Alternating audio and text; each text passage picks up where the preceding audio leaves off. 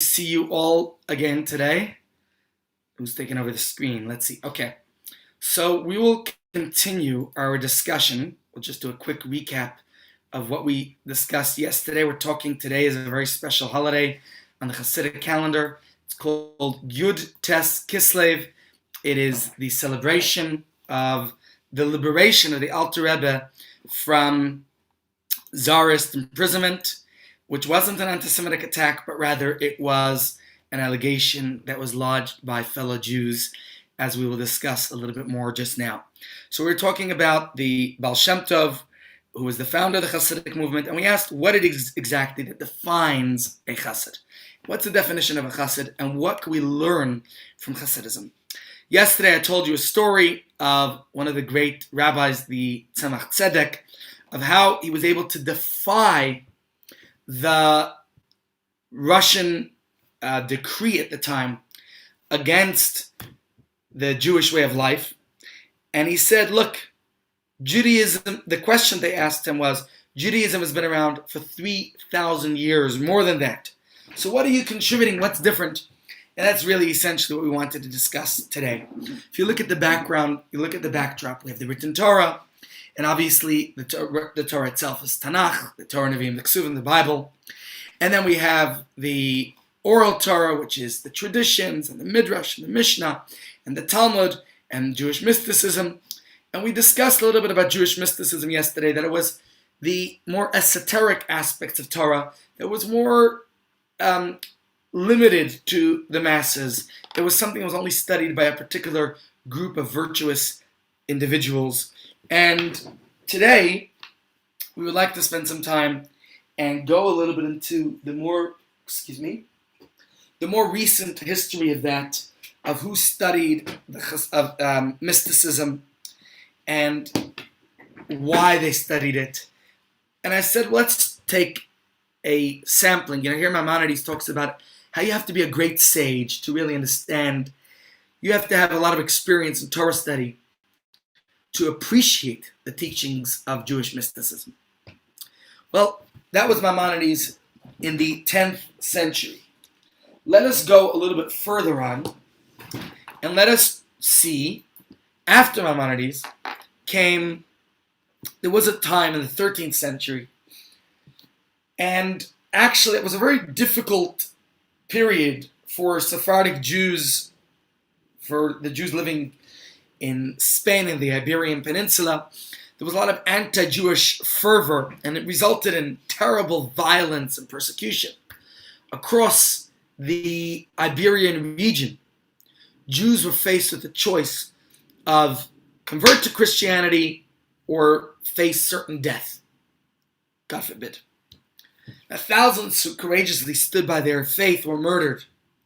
There was the Autodafé, there was the Inquisition. It was really a bad time. Many, unfortunately, did succumb to their oppressors and began to live the tragic life of what we call anusim. They were forced converts to Christianity, and they behaved outwardly as Christians, but inside they maintained their Jewishness in secret. In fact, the Marranos called that, the Spanish called them Marranos, because Marrano, which means pig, they said you're two-faced, like the pig. Pretends to be kosher, sticks out its split hooves, but really it isn't. Doesn't chew its cud. And then you had the whole Spanish Inquisition, a campaign which basically wanted to weed out anyone who, these were the children, the grandchildren, the descendants of those forced converts who were suspected of any semblance of Jewish observance.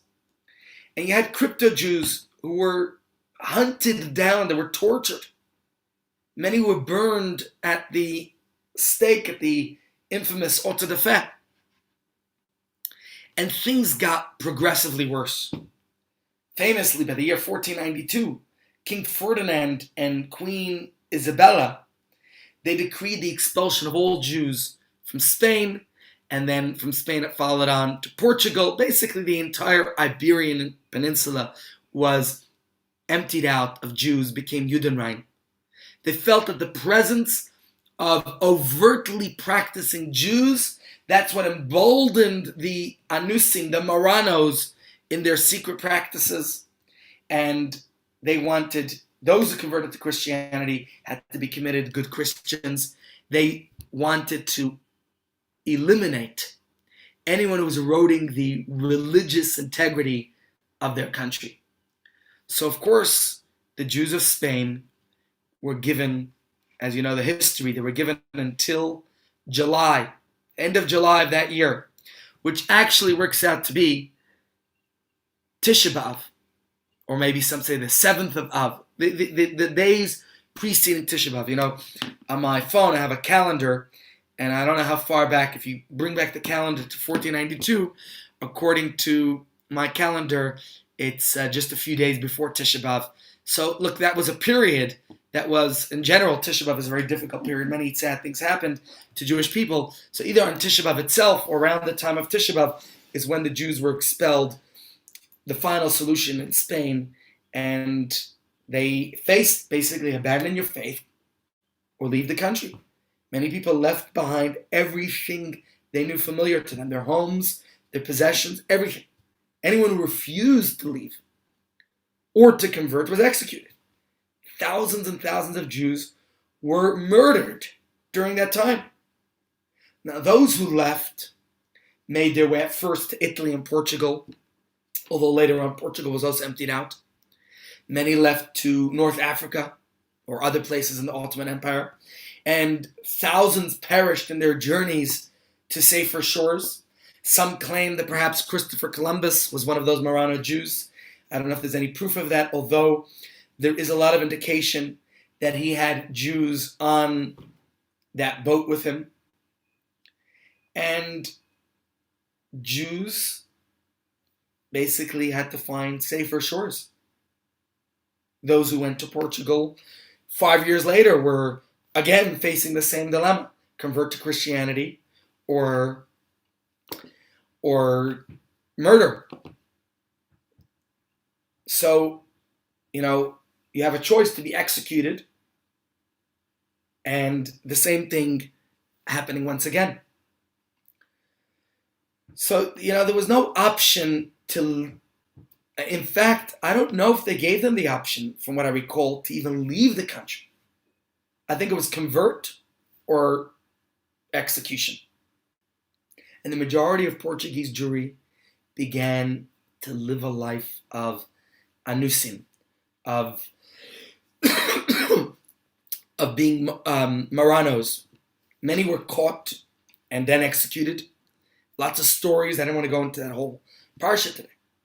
But in the coming years after that, many people succeeded in escaping from Portugal and following their Spanish brethren in their quest to live openly as Jews elsewhere.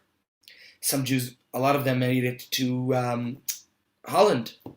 Holland is a very famous Spanish-Portuguese synagogue that dates back to them, that I've been to. Also, many of them moved to Turkey. So some countries were very happy to have any of the Jews. And then many Jews went to Israel at the time, and others went to Poland, which, if you recall last week, I showed you a video that emphasized that. So just to go into some of this, we talked about the Zohar, which was authored by Rabbi Shimon Bar Yochai, but only became more renowned in the 13th century. This is a picture of the title page of the first printing in Italy in 1558 of the Book of Zohar. Now, why do I mention all this? Because as one of the countries that opened its borders to Jewish refugees from Spain and Portugal was the Ottoman Empire. And the Ottoman Empire is under whose rule the land of Israel was controlled then. So the Jewish communities in the Holy Land, specifically in the north, in Tzfat, they got a major influx.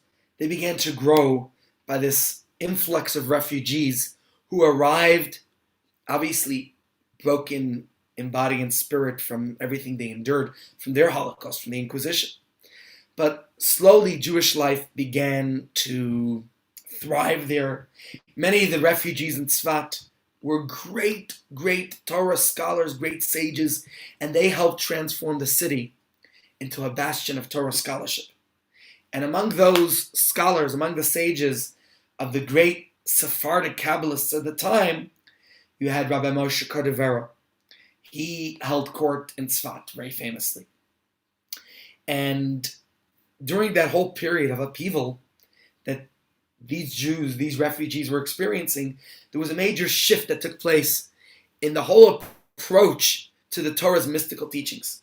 So whereas until then, Kabbalah was reserved for the select few, as we read from Maimonides, all of a sudden, the great, great rabbis in Tzfat all of a sudden started taking these teachings of Rabbi Shimon Bar Yochai, who's buried near Tzfat. He's buried in Miron, which is right next to Tzfat. And they started to take those teachings and they started to promulgate them. They began to promote the teachings of Kabbalah, of Jewish mysticism. And that's when you see that it became a real part of Jewish consciousness. I don't know the years exactly, but around the year 1570, okay, here you have just a copy of the edict by King Ferdinand and Isabella of the expulsion of Jews in 1492. But let's put here a little bit of a historical table, this figure, to just put everything into context. 1391, you had the anti-Jewish riots across Spain.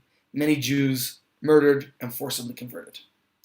Then we have 1478, Spanish Inquisition begins, and trying to find these crypto-Jews, the Marranos.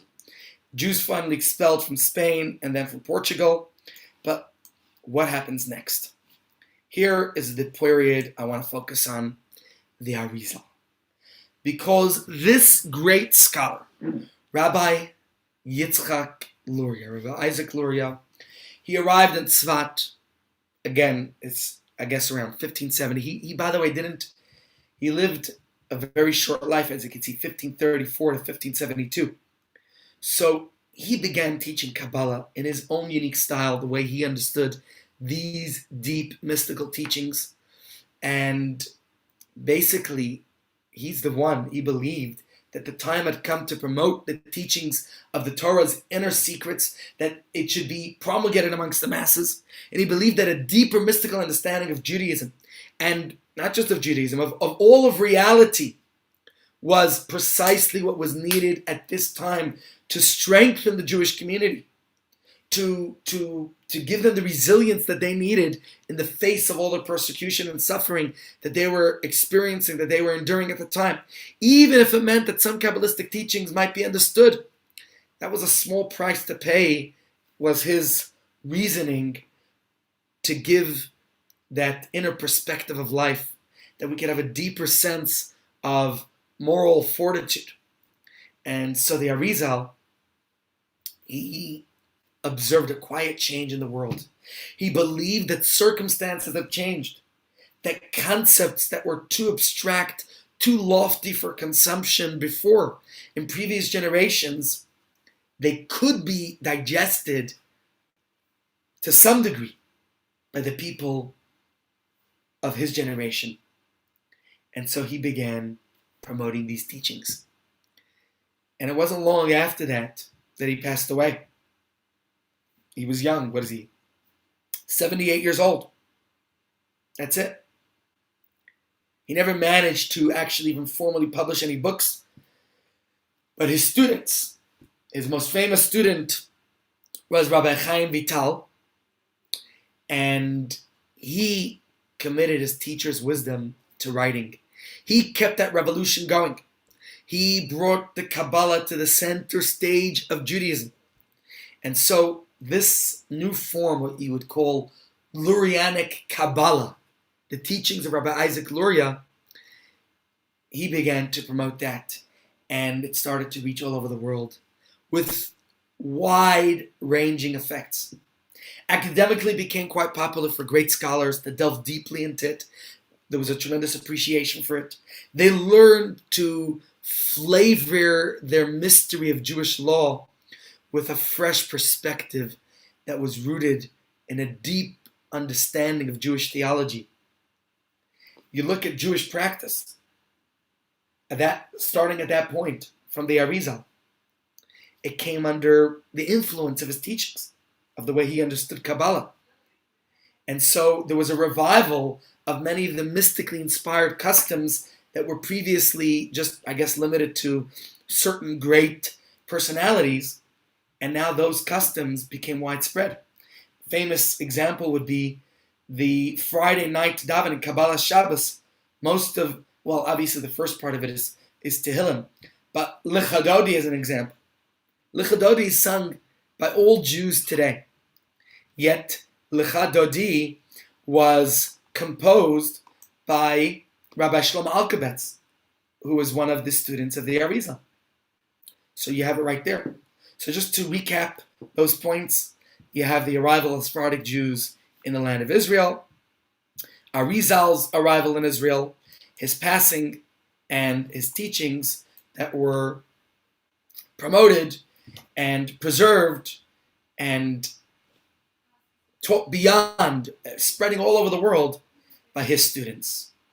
And here is where we get to something we discussed last week, where the story, as Sephardic Jewry suffered in the 15th century, now Ashkenazic Jewry was experiencing its revival during this period, which, I showed a video. If you haven't seen it, maybe I should put it on again.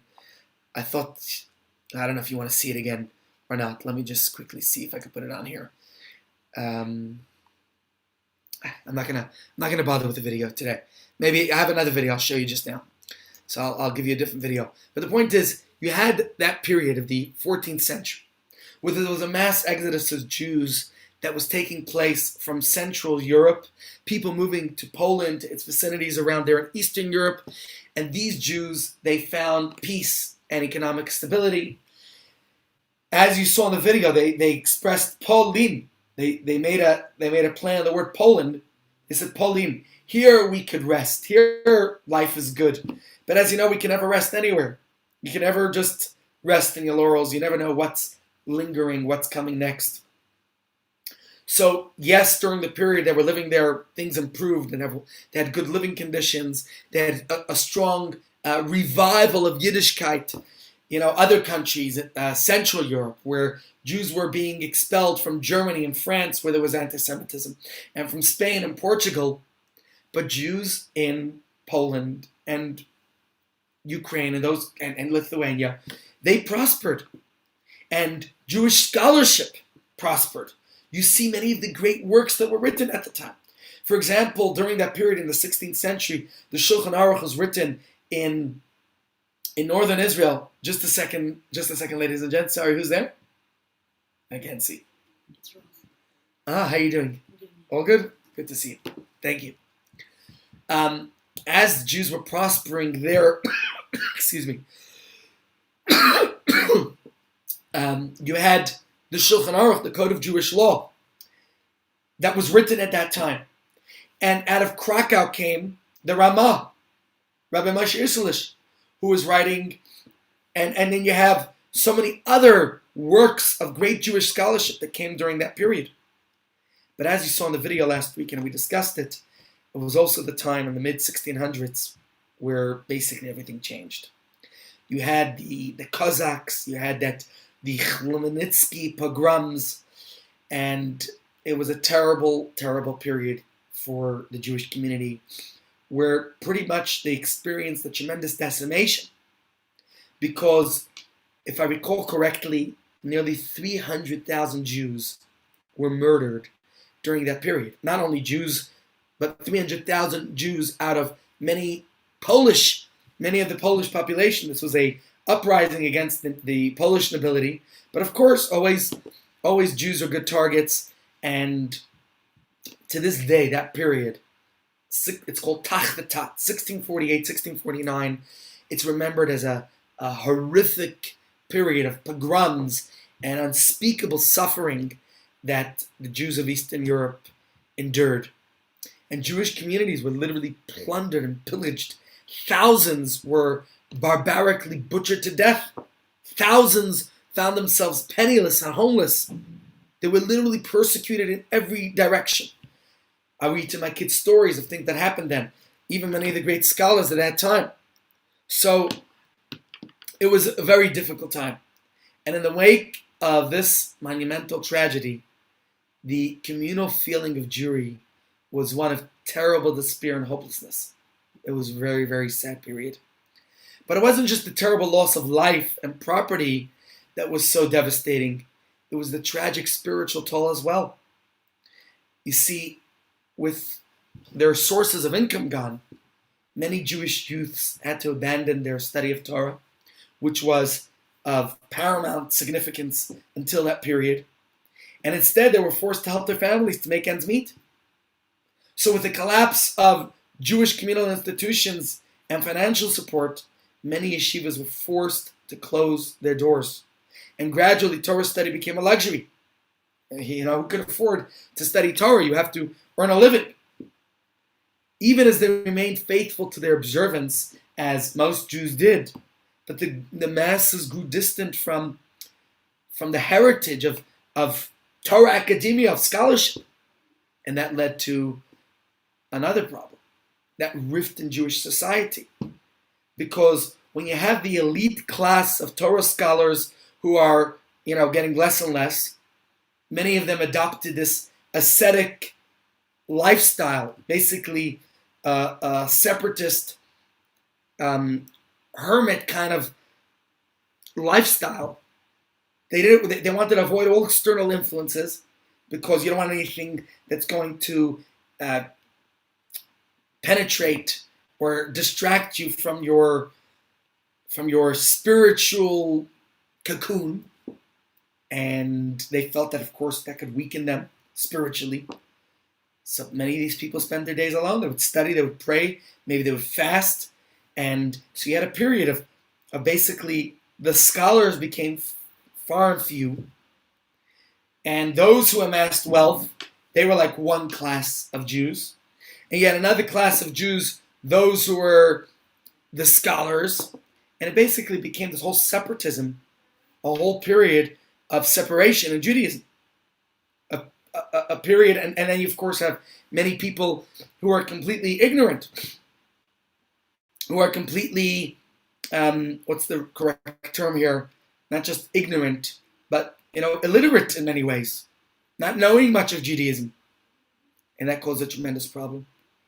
Because what's happening is the elite scholars, were seeing themselves different from the commoners. And just a second, guys. Sorry, Headley, I'm in the middle of a class. Can I call you back a little later? Definitely, 100%. Okay, thank you. I'll talk to you soon. Thank you so much.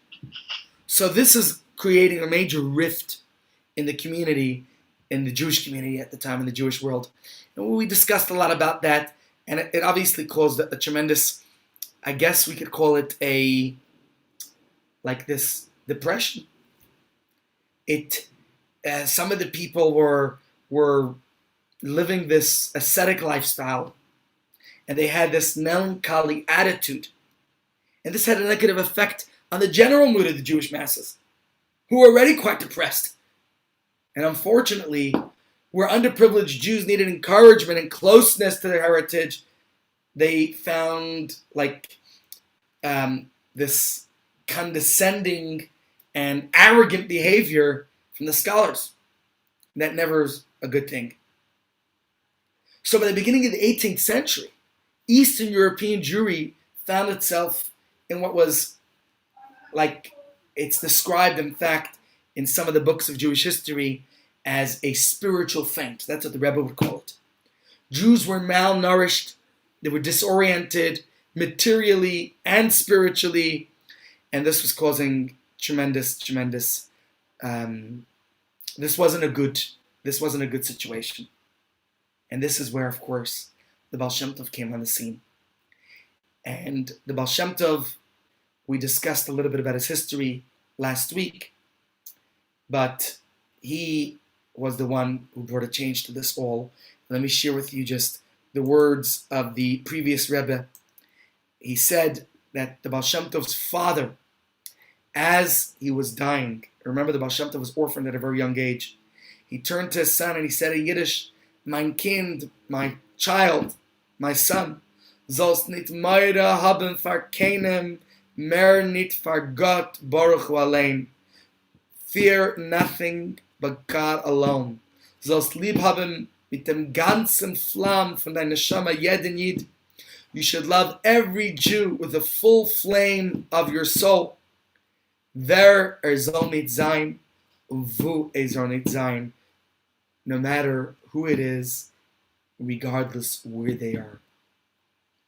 And with those words, I think that's where the Baal Shem Tov took on his mission. There's not that much that's known about his childhood. We do know that he loved to spend time alone, which we discussed. He would spend time in the forests, go out of the town. When he grew older, he became what they called a helper, a helper of the teacher in the local school. He would be the bus driver. He was the balagala, taking kids, picking them up on his wagon, and bringing them to school in the morning to the cheder. And in that capacity is where he spent a lot of his time with the small kids. And he would instill in the small young children that strong basis of Jewish identity, of love of Hashem, of Torah, of their people. And throughout his early life, he acquired a tremendous knowledge of both Torah, of both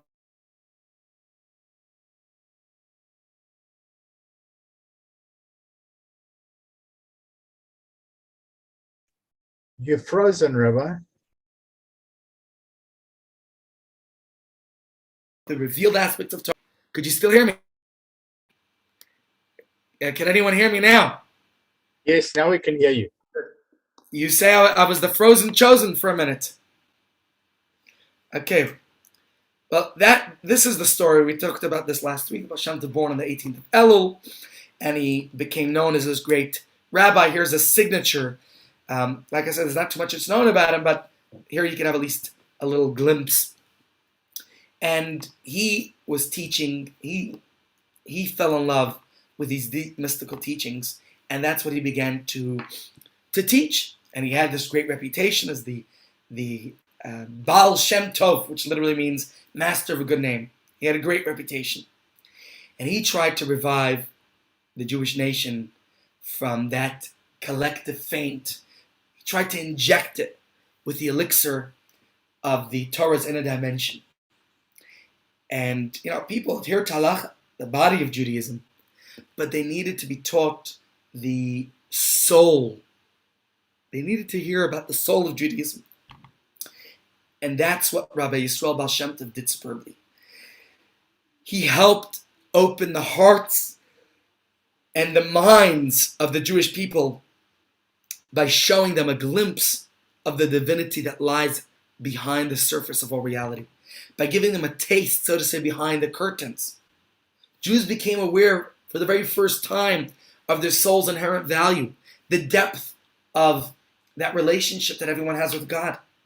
And they began to understand the godly potential that's found in every single person, and that we could see in everything, the basic DNA. And the world became alive to that. Because, yes, people followed halacha, they lived as Jews, but it was a very dry Jewish life. And that's where he came on the stage of Jewish life with a whole new dimension, tapping into these mystical teachings, which probably was more renowned in Israel, where the Kabbalists were, but he was taking these teachings and promoting them around in his part of the world, in Eastern Europe. Now, of course, the Arizal, 200 years before him, was already doing this. But whereas the Arizal remained in Tzfat and taught his students, right, he directly spread his teachings to, he taught his students in Tzfat. And they were the ones who took it out there. The Baal Shem Tov would travel himself between the towns and villages in his vicinity. The Baal Shem Tov famously traveled far and wide. He even tried to get to Israel, which never happened. but he tried to get there more than one occasion.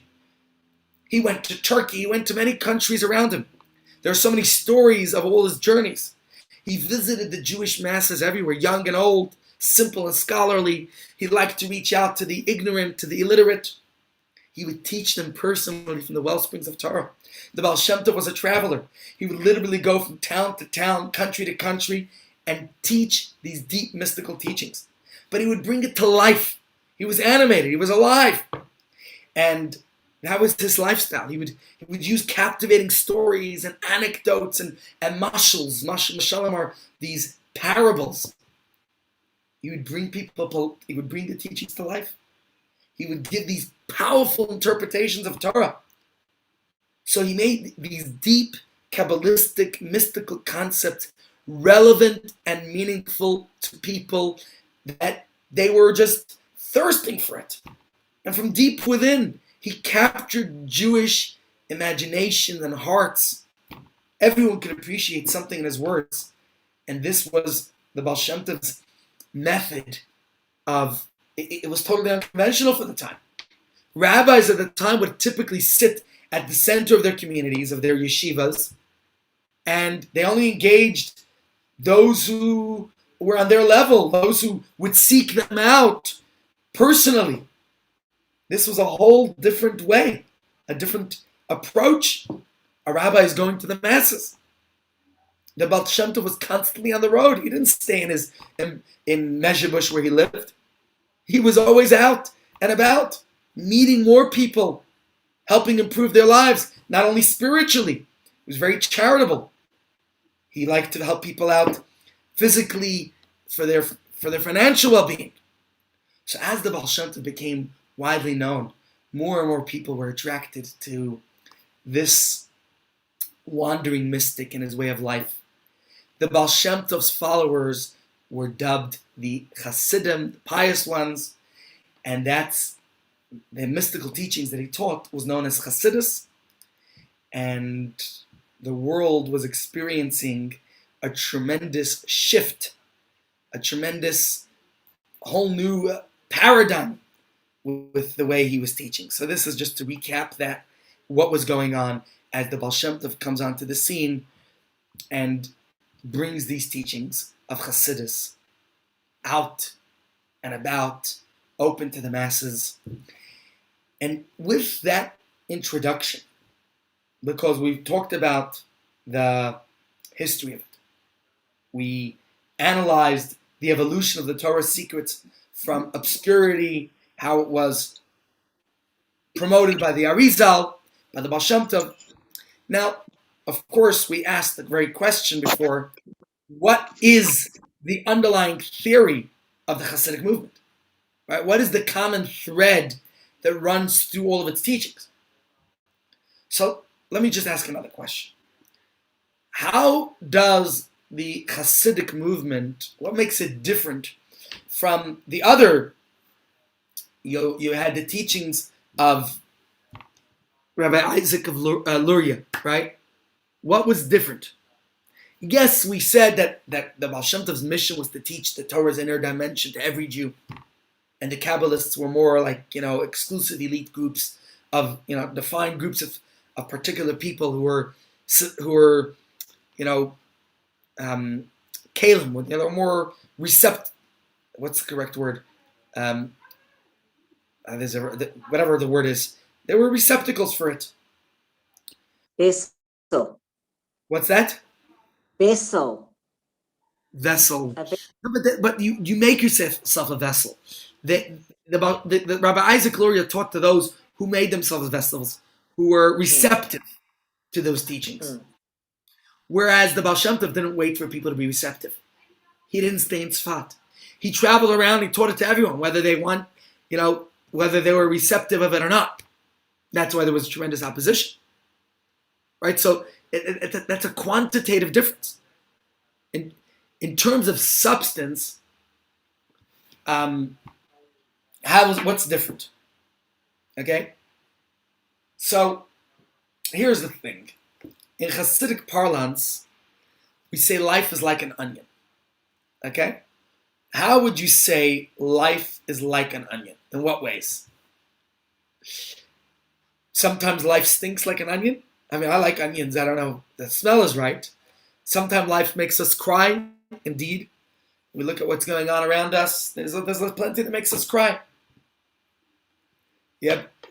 Someone else says here, both are often fry. Okay.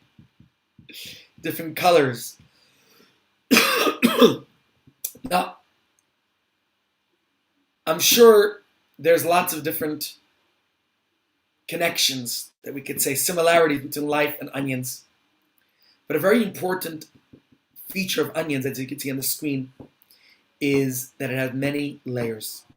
In an onion, it's impossible to find a layer below without peeling away the layer above. And similarly, to arrive at a deeper understanding of life and the world around us, we have to peel away layer after layer after layer. Everything in the universe and everything in the human experience is made up of the various layers.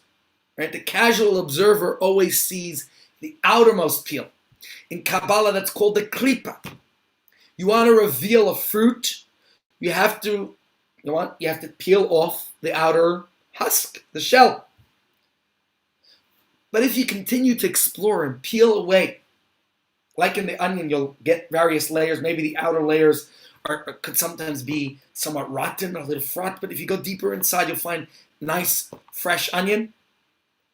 In life, if we peel away the various layers, maybe if we move our existing paradigms, we'll find deeper insights. Most of the time, some people might appear shallow to us if we don't get to know them. Think of the parsha this week. Yesterday's reading. Joseph is approaching his brothers. And what does it say in the verse? They saw him from a distance and they plotted against him. When you see somebody only from a distance, when there's no close connection, then we have trouble. But when we connect, in fact, all the way at the end of the story, fast forward what we're going to read in next week or the week after, in 2 weeks' time, when Joseph reveals himself to his brothers, and he says, Geshuna alai, come closer to me. What do we see there? In order to appreciate someone, you have to come closer to them. And when we are able to remove the outer layers, when you get to know somebody, not just superficially, but in a real deep, personal way, then we can appreciate the depth of the personality that every person has. We used the metaphor in the previous weeks of our ancestors who were well diggers. The idea of digging a well, yes, on top it might be filled with schmutz, but only if you dig deep inside will you uncover the well springs, the refreshing waters that lie deep inside. And likewise, all the precious minerals of this world, all the precious gems are deep, deep in the ground. You have to mine sometimes miles, kilometers deep beneath the surface to uncover the sparkling gems. Sometimes with a fellow human being, the same thing. We have to go a little bit deeper inside to appreciate them. And, in physics, they have this very same idea, right? A scientific probe in the nature of light. Right? To the naked eye, light appears as a bright emanation from some light source, let's say the sun. But a little more research reveals that, far more than that. As scientists know, light is actually a form of electromagnetic radiation. At a wavelength perceptible to the human eye, we don't see all the deep layers there. Light is something deeply complex. There's waves, particles, and all the depths inside it. So maybe when you look at a wooden table, you see a board lying on top of 4 legs. But if we prod a little further, we find that this table is formed by a unique combination. Just look around. What do you just see? The table. But look a little bit deeper, and you'll see the protons and the electrons and the neutrons that are zipping around at a fantastically high speed. And those protons are comprised of a deeper form of matter. Right? You go deeper and deeper, all in the microscopic lens. All you have to do is look, and you realize that what appears simple is never simple. There's always a deeper layer beneath it. And this is, in essence, this is what Kabbalah is all about. It's the art of peeling away the layers of the onion. In the Talmud and Jewish law, we encounter the outer layers. It teaches us how to physically shake the lid of an esrog, how to light the Shabbos candles, how to light our menorah. It's all in Jewish law. How to eat matzah on Pesach. All these things we could engage with our five senses, of course. But the Kabbalistic idea behind it, when you study Kabbalah, we learn how to peel away the outer layer and find beneath the surface a far more complex and enlightening portrait of why God instructs us to do these things, how they all fit in with His will. You have to probe deeper. Only if you probe deeper can you see it. My brother-in-law is a radiologist. Told me it's amazing what you could see, in the radiology department about what you see in an MRI. So much deeper than what we could see when you look at the surface of a person. But there's a catch. You see, whenever you start peeling away the outer layers of reality to uncover the deeper truths in there, you have to lose touch with that outer layer. My brother-in-law doesn't just see, to him it's not just the superficiality of an individual anymore. He sees biologically and the physiological side of everything. So the deeper you explore, the more your mind shifts away from reality as you knew it. To the radiologist, they don't just see, our epidemiology. They don't just see an epidermis. They don't just see, skin. They see much deeper. To get into the very spiritual language of Kabbalah, to understand the various names of God that Kabbalah talks about, and the higher worlds, and the process of creation that Kabbalah describes, and the different kinds of angels that exist when you study Jewish mysticism. It's much deeper than what we're used to. You have to tune out of the surface of the world. You have to tune into the deeper spiritual reality. The way Kabbalah looks at it, in our parsha, it starts off with Joseph the dreamer, right? It's a very dramatic parsha. For me, it's one of my favorite parshas. Maybe we'll spend some time tomorrow, Thursday, learning more about the parsha. But in our parsha, we see that Joseph's first dream, he's out, he says, we're out in the field binding sheaves, him and his brothers. His very first dream. When you study it from the literal understanding of the Torah, it's a story of Joseph and his dream binding sheaves out in the field. Kabbalah says, what does the field represent? The outside world, outside of our comfort zone. It's a whole different symbolism. And it starts going on to expound that the Torah, unpeeling its layers, as we discussed many times, Pshat, Remez, Dush, Sod, there's so many layers within understanding Torah. Yes, on the simple level, it's a story about Joseph and his dream. But when you go deeper into the mystical aspects, there's so many life lessons that we could take from it. Now, Kabbalah on its own doesn't go into the life lessons. That's Chassidus. When you go into the deep mystical elements, of course it's talking about different worlds and different ways of understanding it. So, in order for us to tap into that, the awareness that we acquire of the godly reality, when you study it just from a Kabbalistic perspective, there's Kabbalah, there's the mysticism, there's another world. It's different, it's separate from my material world. You basically always operate in one mode or the other. Either I'm understanding it as Joseph's dream, I'm understanding a table as a table sitting right in front of me. I see it all for the physical material that it is. Or I put it under the microscopic lens and I could see it from a whole different scientific perspective, but it's two different worlds. That's the way we see it when you study physics, right? You have this very basic idea. A physics student when he looks into the microscope and he sees what's really going on in the rays of light or in the molecules of the table and sees the particles but not the table. When my brother-in-law, the radiologist, is looking in his radiological, and he's looking at a scan of a person and sees the scar tissue of his patient and looks at it from that perspective, you see it that way.